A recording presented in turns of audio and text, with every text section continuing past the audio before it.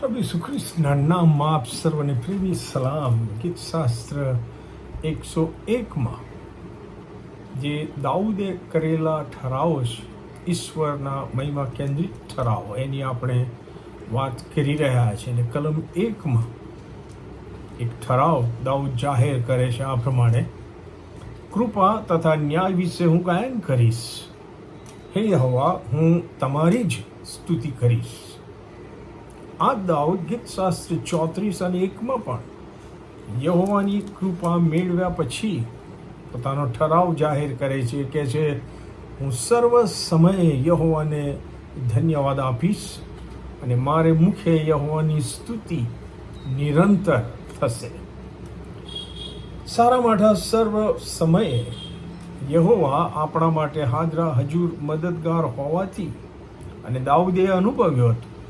માટે દાઉદ ભક્ત પોતાની જ સાથે વાત કરીને પોતાના ખરા અંતઃકરણથી અને પૂરા વ્યક્તિત્વથી યહોવાની આભાર સ્તુતિ કરવા માટે પોતાને જ ઉત્તેજન આપે છે.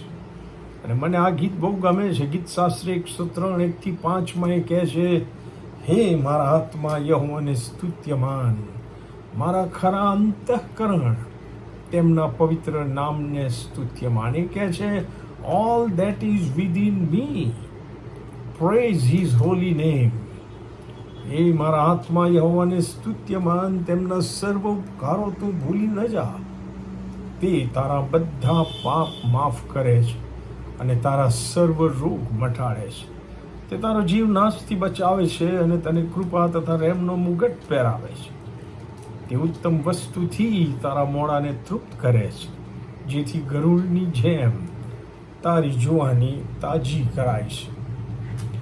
ગીત શાસ્ત્ર 50 અને 23 પ્રભુનું વચન જણાવે છે કે જે આભાર સ્તુતિના અર્પણ ચડાવે છે તે મારો મહિમા પ્રગટ કરે છે. 1 થેસલોનિકા 5 અને 16-18 સંત પાઉલે પણ થેસલોનિકાની મંડળીના બિલીવરોને અને આજે આપણને ગમે તેવા વાતાવરણમાં, સતાવણીના વાતાવરણમાં પણ ઉત્તેજન આપે છે અને કહે છે કે સદા આનંદ કરો, નિત્ય પ્રાર્થના કરો, દરેક સંજોગોમાં આભાર સ્તુતિ કરો, કેમ કે તમારા વિશે ખ્રિસ્ત ઈસુમાં ઈશ્વરની મરજી એવી છે. પ્રભુમાં વાલાઓ, પ્રભુના બાળકો હોવા છતાંય આ જગતમાં રહેવાના કારણે ઘણીવાર તમે અને હું એવા કપરા સંજોગોમાંથી પસાર થઈએ છીએ કે જે સંજોગો એક રીતે જોઈએ તો ઈશ્વરનો આભાર માનીને ઈશ્વરની સ્તુતિ કરવા માટે સહેજ પણ યોગ્ય લાગતા નથી. પણ યાદ રાખો કે તે સંજોગો આપણા વિશ્વાસની કસોટીના સંજોગો છે. ઈશ્વરના વચન પર સંપૂર્ણ ભરોસો રાખીને પ્રભુને વળગી રહેવાના સંજોગો છે. અને તે વચન રોમી 8 અને 28માં પણ વાંચવા મળે છે.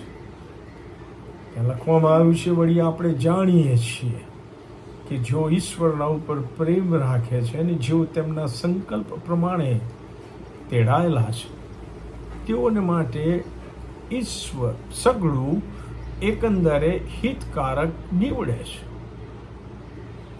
તેથી પ્રભુના આ વચનો સંપૂર્ણ વિશ્વાસ રાખીને આપણે સર્વ સમયે, સર્વ સંજોગોમાં ઈશ્વર પરના વિશ્વાસમાં ડગ્યા વગર ઈશ્વરની આભાર સ્તુતિ કરવાનો ઠરાવ કરીને પવિત્ર આત્માના સામર્થ્યમાં તે પ્રમાણે જીવી શકીએ છીએ. આમેન. Praise the lord.